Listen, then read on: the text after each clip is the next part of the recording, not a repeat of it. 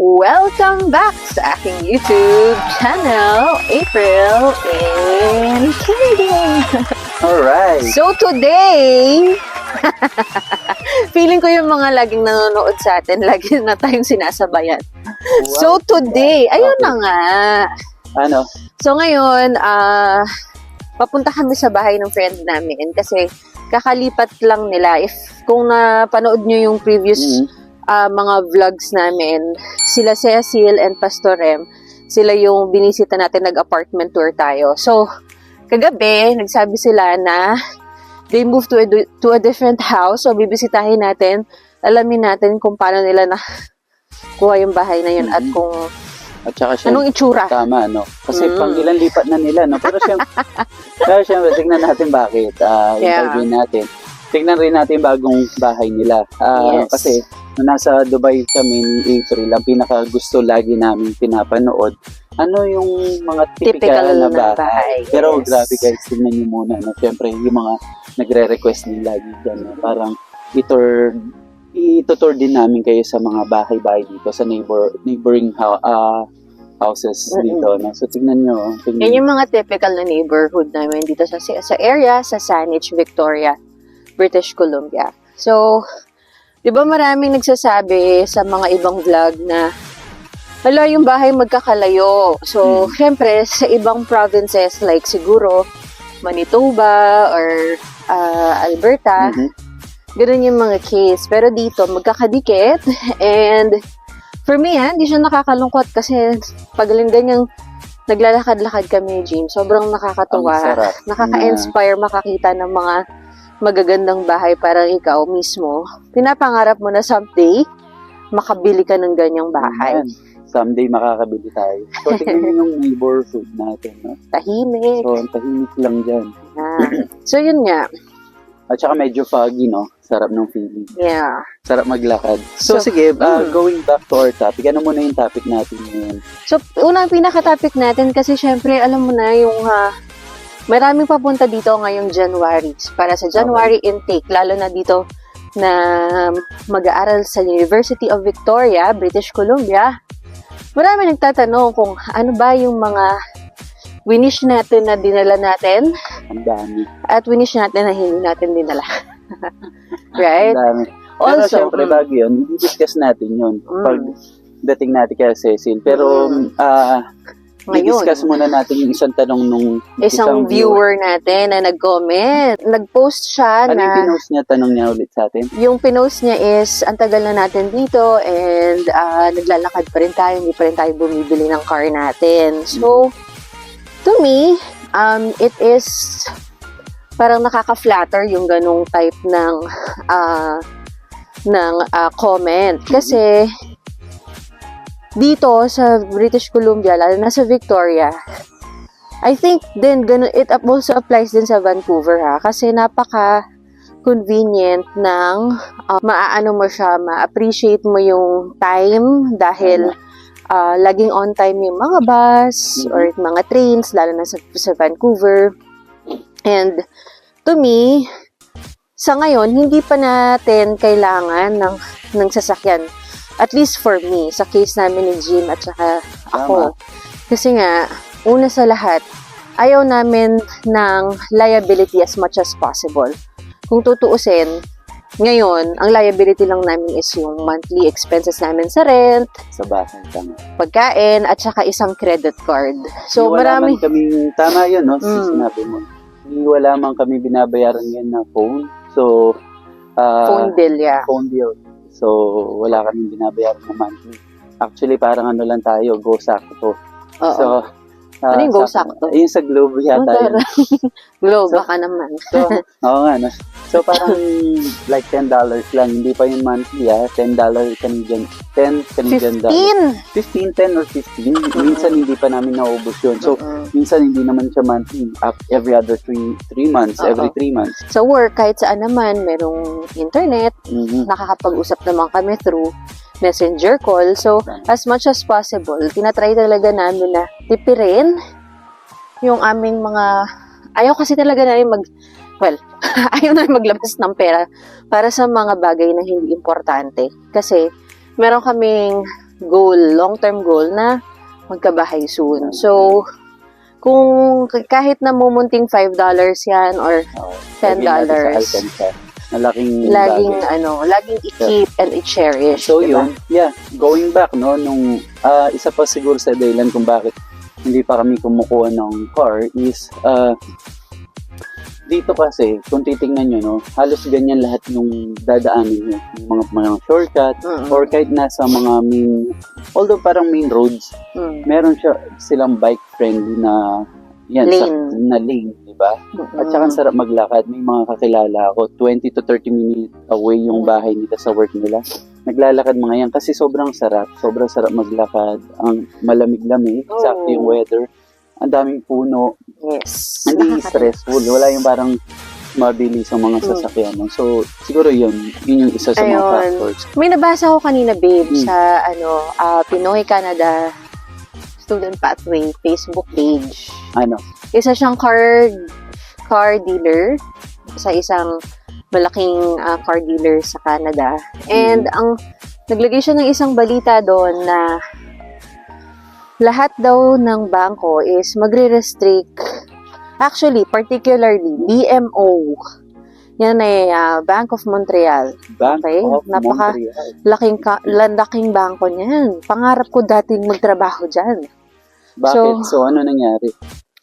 Ngayong starting December 2023, magsa-stop na sila na mag-finance ng auto loans. Kasi, unfortunately, base sa kanilang statistics, maraming kumuha ng auto loans na hindi na nakapagbayad or may term doon defaulters.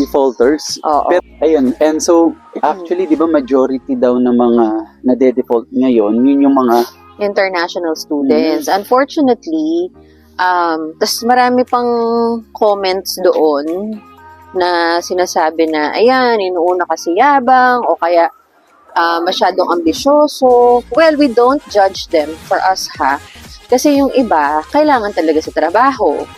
Yung iba naman, malaking family. So, mas convenient sa kanila at siguro mas nakakamura sa kanila kung kukuha sila ng sasakyan. Pero yun yung nakakalungkot kasi syempre, kung base sa statistics nila na ang mga hindi nakakabayad is mga international students, so parang naapektuhan halos lahat. Kumbaga, nade-generalize. Siyempre, ang mangyayari doon yung factor na kapag yung iba na yung maglo-loan, like for example, maglo-loan for a car or sa apply ng insurance, medyo may mas restriction na. Kaya nga katulad na nangyayari ngayon, Dave, yung guys, share natin sa last vlog natin, no?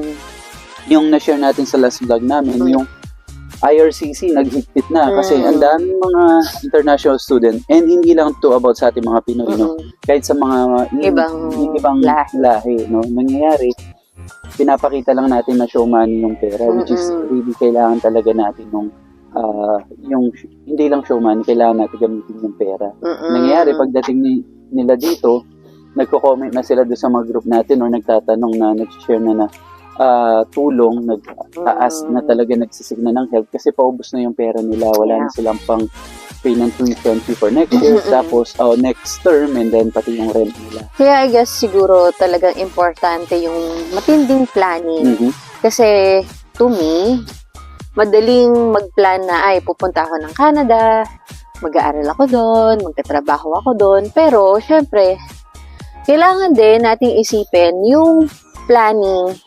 Kasi like for example, what if? Dapat lagi kang may what if. Okay. What if 2 to 3 months akong walang trabaho? Kasi it happens, di ba? Tama.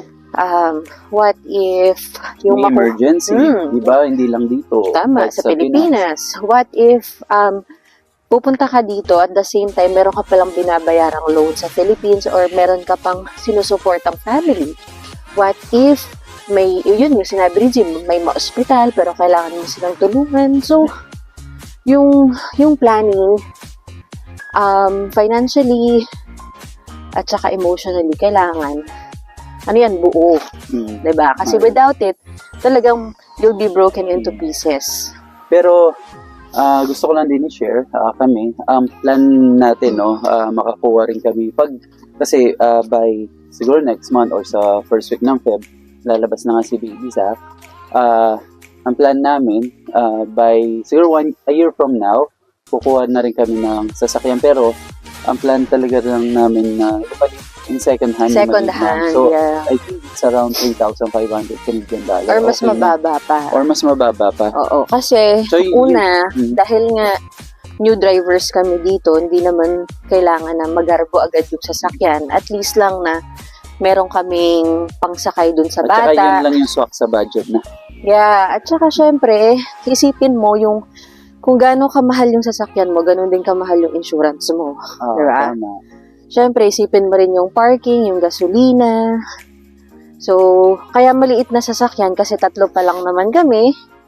And also, ayun nga, yung sa gasolina, kasi mas maliit na sasakyan, mas tipid sa gasolina. Mas tipid, and then pwede ko pang part-time. Siguro yung ang tawag dito sa halip na sa Uber. Yung skip the dishes. Or yung parang delivery, DoorDash. food delivery, yun yung tawag dito. Pwede mong gamitin yun. And actually, hindi naman, for me, hindi ko siya gagamitin. Hindi naman talaga namin gagamitin sa work. Kasi ang iniisip namin, pag kailangan pumunta ng hospital, di ba? Pag check-up ni Zach, or pag Zach, or yan, pag may groceries, kailangan kailangan. Siyempre kailangan. Pero yung mga for daily, talaga, hindi naman. Oo. And, yun nga, another thing, I think di pa natin nababalita sa kanila, na natanggap ka na sa Provincial Health Authority. Good news, no? Services Authority ba? PHSA, anyway. So, PHSA. eto na siguro yung share, no? Pero, plan ko nga sana sa ibang topic yun, eh. Pero sige, yun nga, natanggap na ako. So, Hindi, kasi i-coconnect ko siya na hindi mo kailangan siyang gamitin everyday kasi na work from home. Okay. And then, in our future vlogs, i-discuss talaga natin yung kaya ba na yung mga common question kahit ako nung nasa Pinas pa ako or nasa Dubai na paano nila nagagawa na 3 o 4 yung trabaho ng iba. Paano? So, di ba? Parang hirap kasi kung titignan mo sa Pinas, parang ako nga, isa lang ang trabaho ko. Magpapasok ako ng 6 a.m., di ba? O, tapos uuwi na ako 7 p.m. Hindi ko na kaya. So, may mga certain factors nito paano natin nagagawa yun. So, hindi discuss natin sa ibang topic kasi nililimitahan lang namin yung vlog namin sa 2 minutes. 2 minutes. Ayun. So, yan. So, sige. Ngayon, papunta tayo na Cecil at pagluluto nila tayong mga isa sa mga namimiss namin pagkain. Sa pagluluto nila tayo. At syempre, sponsor na rin to ng namimiss natin pagkain. So, tara. Abangan. So, welcome back. Nandito na tayo, nakarating na tayo sa kanilang bahay nila Cecil at Pastor Rem. So, kakalipat lang nila 2 to 3 days ago. Yung dati nilang bahay is like 2 to 3 minutes drive from their place before. At mabilisan kasi yung paglipat. No? Oo, so mabilisan yung lipat nila. So, ngayon is weekend, so they have time to fix their house, ganyan. So, ito yung kanilang house. Pasok tayo, tara. Ang bedroom to? So, ayun, meron daw silang 3 bedroom. So, ito yung kanilang kitchen. And then, ito na yung living area nila. So, spacious talaga siya. So, nagsiset up pa lang sila, no? Kaya... Oo. So, yun, nagsiset up pa lang sila. Kaya medyo cluttered pa. Pero, super cozy. As you can see, malalaki yung mga windows. Kumpleto naman sa gamit. Meron ng stove, meron ng ref, meron ng oven. So, yun. So, dati, dun sa bahay nila is 2 bedroom with 1 bath. Dito naman is 3 bedroom, 1 bath with half toilet. So, yun. So, tara, ikutin natin ng walang paalam. So, ito yung CR nila. Ay, tara yung Cecil. Yan yung CR nila. Okay.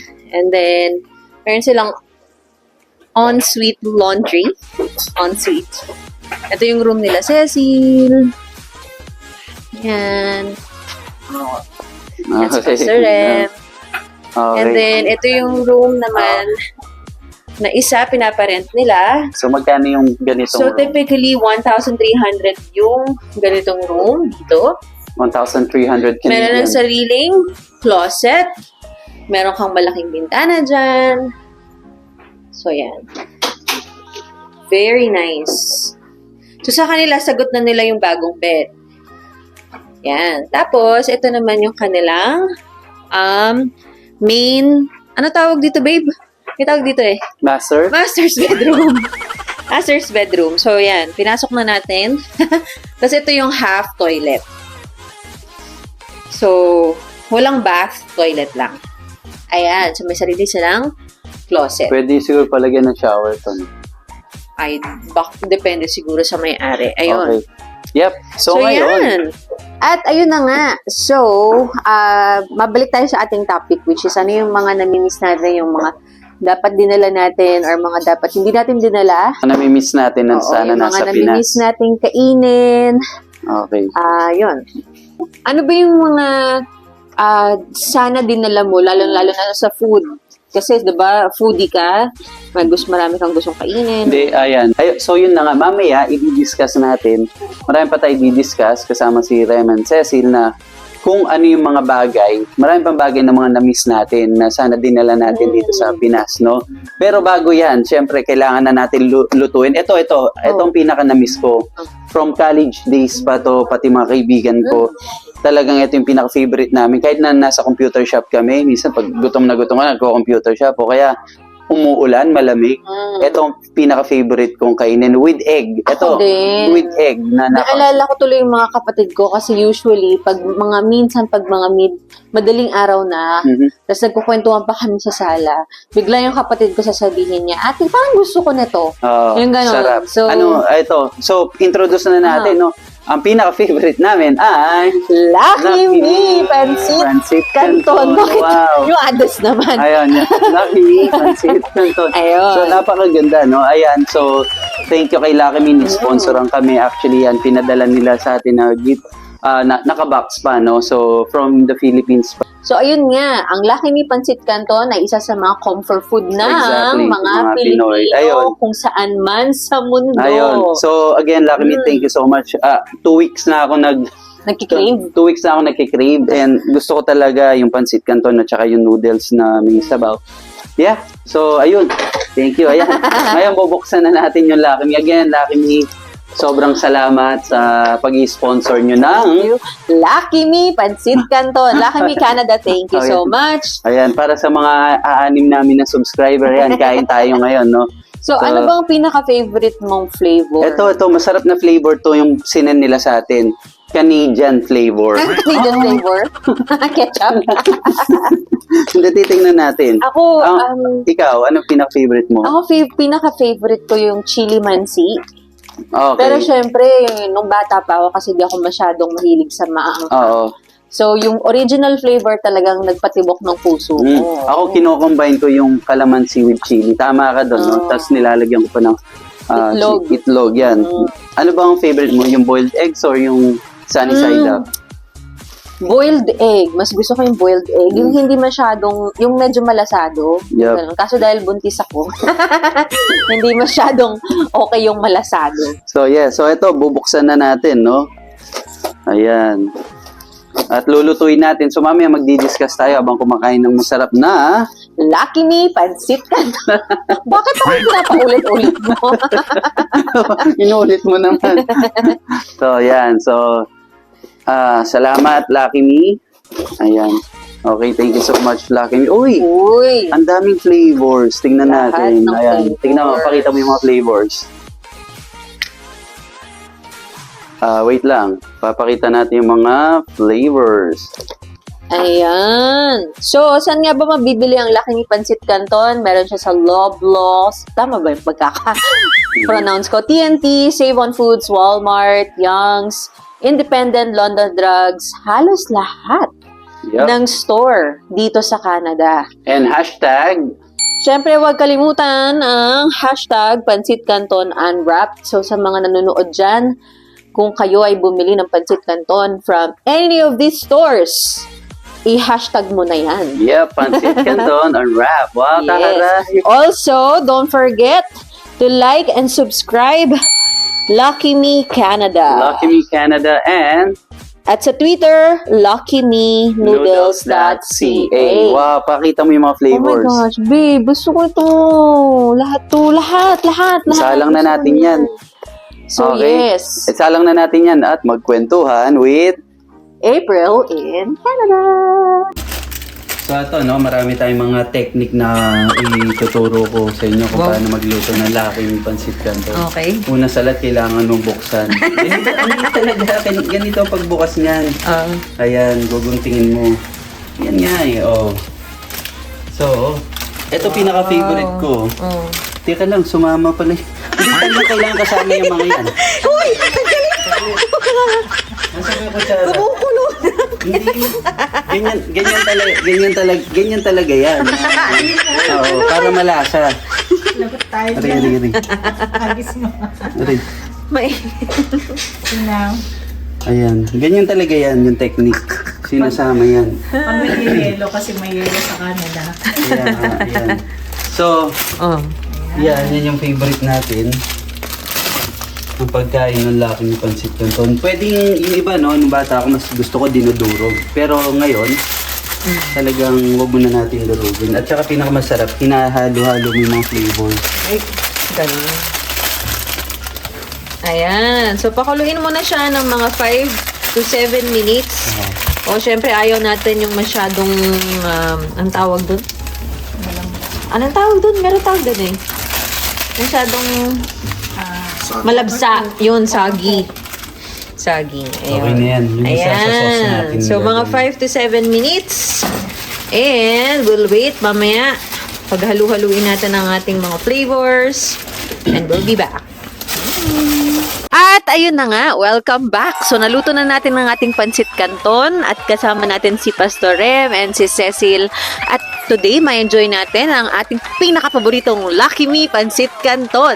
Yay!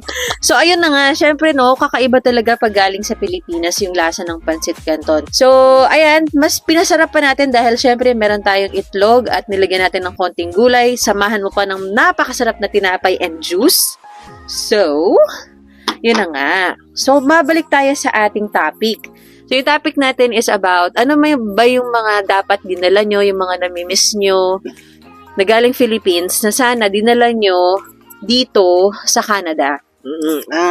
Siyempre, unang-una na dyan, maraming bagay na nakakalimutan natin. In terms of food, mga rekado, no? Yung mga yung pampalasa, bawa, sinigang mix, magic sarap, or yung mga katulad ng kare-kare mix. Oh, yes. O, di ba, mga afritat, yung mga gumagawa kasi ng mga...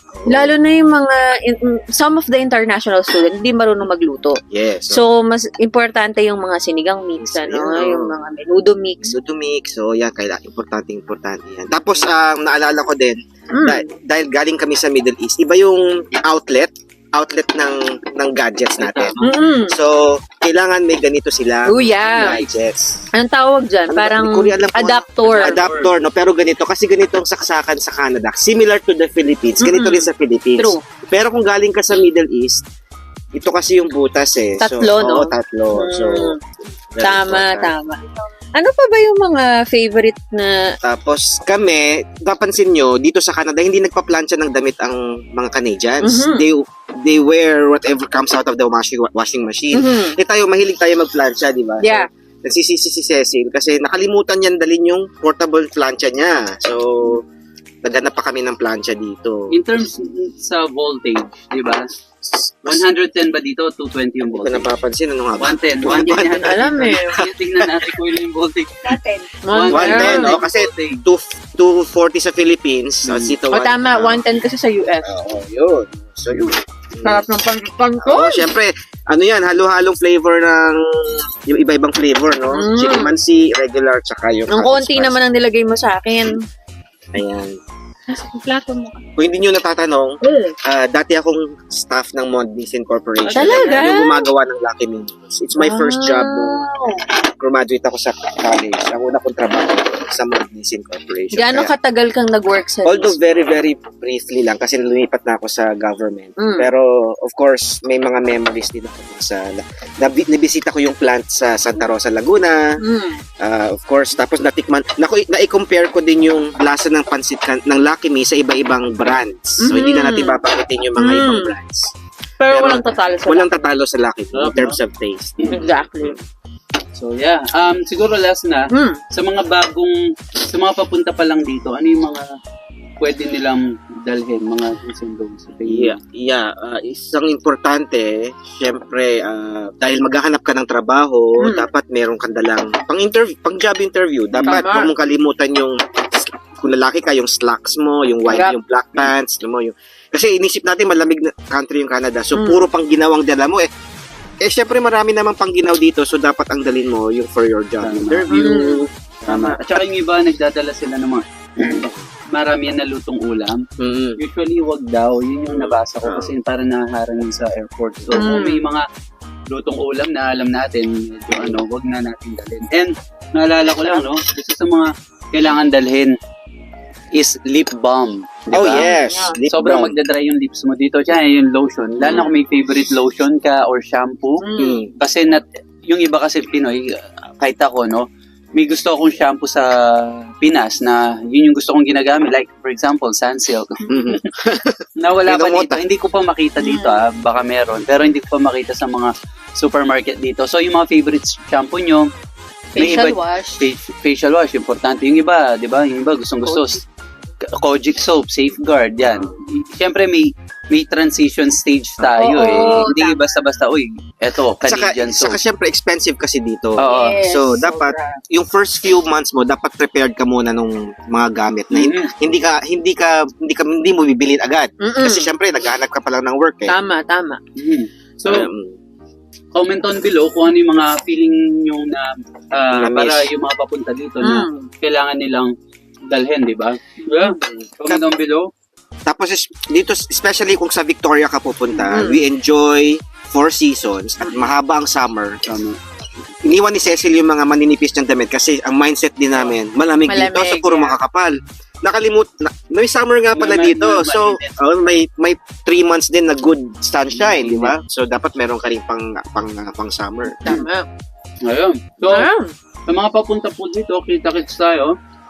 Again, yung mga papunta dito na makikita rin nyo kami, makakasama nyo kami sa downtown every Sunday sa Coastline Church. And of course, ano yung church? Sa ano kami? Living Hope. Living Hope. So, sa downtown din ba yun? Or Malapit kami sa Craig Darrow Castle. so ipopost namin yung Coastline Church, Ignite, and Living Hope. Ipopost namin sa aming screen. Okay. So, siguro yun na kasi gutom na rin. Kakain muna kami. So, see you on our next Subscribe! Oo nga. subscribe. So, don't forget to subscribe. Like and share. Like and share, please. Maraming Ayun, salamat. Lucky Me sa Canada. pagsusupport. Ano yung next na upcoming vlog mo? Hindi ko na alam, pero abangan nyo. So, yung next upcoming vlog namin is yung pagpunta ni April, pagsama namin sa pharmacy sa clinic. And yung next one doon is yung upcoming, paano namin, yung budget-friendly wedding namin na ginawa sa Victoria, British Columbia. So again, gutom na ako. Gutom na si baby. See you. Bye. Yay, thank